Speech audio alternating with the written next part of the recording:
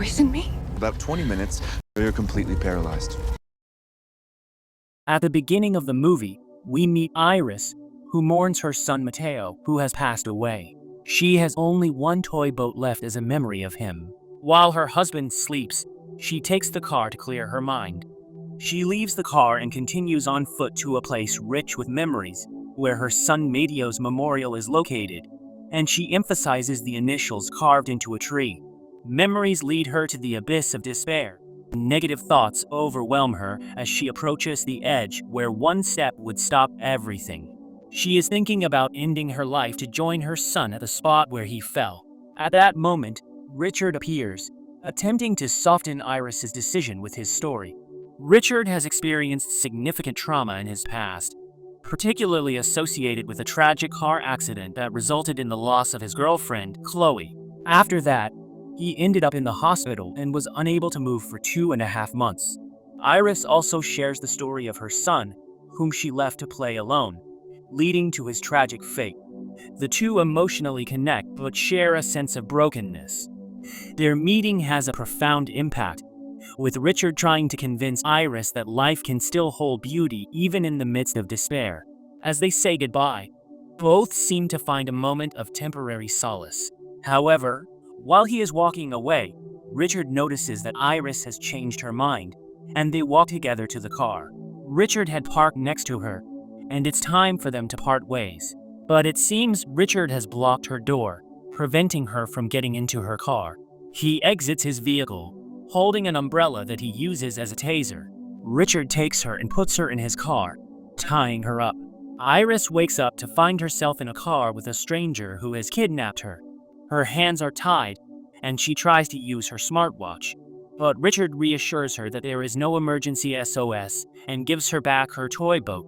Iris takes a knife from her pocket and slowly frees herself from Richard's grasp, then distract him while driving, causing the car to crash into a tree. They begin to fight in the car, and both tumble out onto the ground. Here, Richard reveals his secret, that Iris has only 20 minutes before her body begins to shut down, leaving her completely paralyzed and unable to speak. Iris decides to escape, which accelerates the effects of the injection. As she flees, Richard pursues her, and soon Iris realizes she's losing physical functions. She sets a timer for 20 minutes, after which she goes down, and each subsequent step becomes more difficult, while Richard casually follows. Time is running out, and Iris can no longer walk, so she finds a place to hide. Richard loses her trail and stands right above her searching. Ants attack her face, and overwhelmed, she screams, which he hears nearby. Then she throws herself into the water, unable to swim, surrendering to the waves.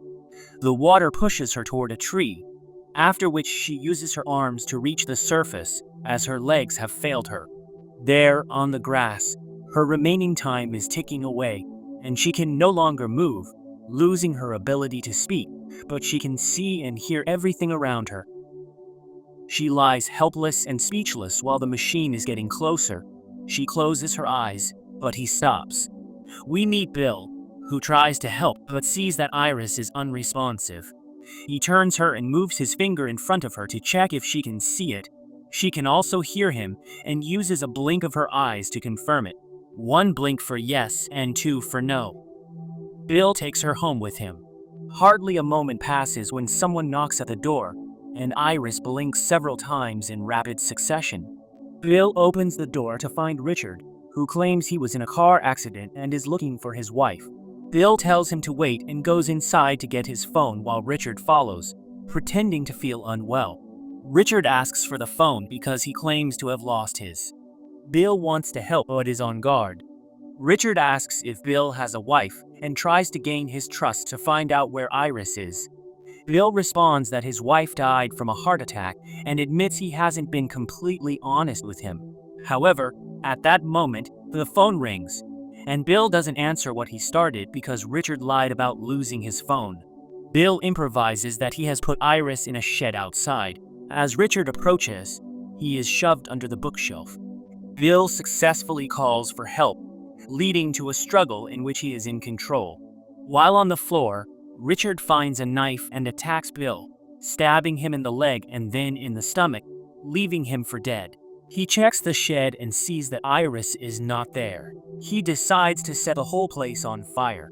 Iris remains behind the bed, now able to only move her finger but not her body. Richard prepares to ignite the place, pouring gasoline everywhere, and hears the signal Iris makes with her finger. He notices blood under the bed and realizes she is hidden there, lights a fire, and leaves while entering his car. Just as he starts the engine, he reconsidered and goes back for her, placing her next to him. As he drives, his daughter calls him to say she received good grades in school and wants to celebrate tomorrow by coming to visit him with her mother. Richard demands to speak to his wife, and she confirms it, so he has no choice but to agree to their visit. As he's running low on gas, he stops at a gas station, puts on his sunglasses, and leaves Iris alone in the car. She looks around and sees several people in front of her, trying to move and pushing her hand against the seatbelt to free herself. She shifts her body over to the side near the window, and a child comes up to her, bringing back memories of her son. His mother approaches and takes him away, and Richard returns, promptly rebuckling her seatbelt. He now goes back to his car from earlier. He gathers equipment for later and hides it under his shirt in the car. After that, he prepares a wire to attach to his vehicle and encounters a police officer. The officer knocks on the window, and Iris still cannot speak. Richard hears him and gets up. The officer states he is looking for this truck and wants to talk to Iris. Richard assures him that she is drunk, but problem is also his driving license has expired. He begins telling a story that his wife was driving drunk, crashed into a tree, and was alone. The officer asks Richard where he got the injury on his head, and he is unable to respond. During their conversation, Iris manages to open the window, and the officer hears that and wants to know her story. Richard fabricates a tale that she left him after they lost their son, Mateo. He returns to Iris, who whispers help, and the officer sees what is under the shirt. Richard attacks him with a wire and kills him, after which he ends up back in his car, which is soaked in gasoline. After this, we see that the injection is no longer there because Iris had moved it closer to her. During the drive, her ability to speak returns, and she talks about how he was tied to a bed for 2 months, which drove him insane, as he claims to have found clarity during that time. After his girlfriend died, he told her thank you. Iris attempts to appeal to his emotional side by saying he could lose his daughter and wife if he continues with his actions. He changes his plan and now wants to drown her as he is running out of time. Iris uses the injection and stabs it into his leg as a last desperate attempt, but she lacks the strength to inject it properly. Richard takes it from her and uses it to be empty. This leads her to scream as he grabs a knife and the equipment. After that, he brings her to a boat and prepares her for the final destination. Iris begins to cry loudly, capturing his attention, after which she requests a single thing: to take the boat of Mateo out of her pocket.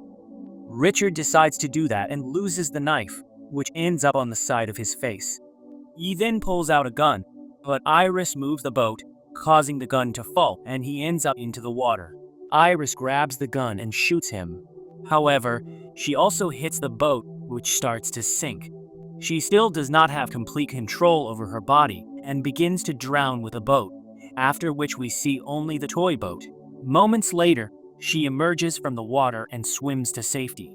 On the other side, she sees Richard, who has swum to shore and regains enough strength to move, heading toward him. Her last words are "thank you," the same words he said to his girlfriend when she died, and leaves him there, helpless, to bleed out. Both characters are entwined in their experiences of loss, shaping their interactions. Richard has experienced considerable trauma in his past, particularly associated with a tragic car accident that resulted in the loss of a significant other, Chloe. In his interactions with Iris, he initially tries to distance himself, implying that he prefers solitude due to his loss. His nervousness indicates a struggle with vulnerability. His struggles suggest he battles with anger at himself and possibly at the world for having lost both Chloe and a sense of self.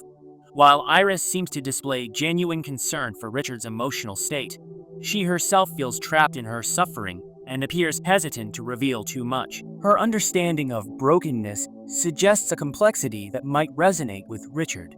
Iris seems to be at a breaking point, unable to cry and feeling emotionally paralyzed as well as physically. Iris opens up about the loss of her son, Mateo, during a family outing that went horribly wrong. The grief manifests in a stark reality where she struggles with feelings of numbness and an overwhelming desire to fade away. Iris finds herself a prisoner of the stranger, who reveals his intent, which is to absorb her trauma as a reflection of his own. He administers a drug to her, rendering her immobile, which is emblematic of how her grief has paralyzed her life.